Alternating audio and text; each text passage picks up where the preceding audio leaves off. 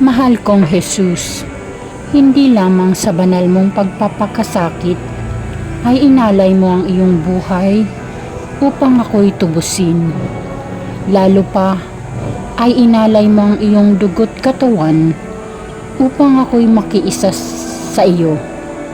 Nananabik akong tanggapin ka sa banal na Eucharistia at naway tulungan na maging karapat-dapat na manahan sa iyong banal na katawan sa akin tuwina.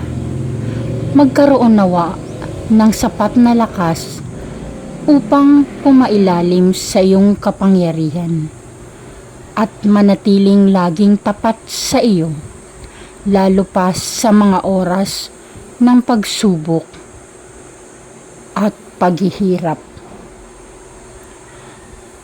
O aking Jesus, minamahal kita ng buong puso. Pinagsisisihan ko ng lubos ang mga nagawa kong pagkakasala sa iyo.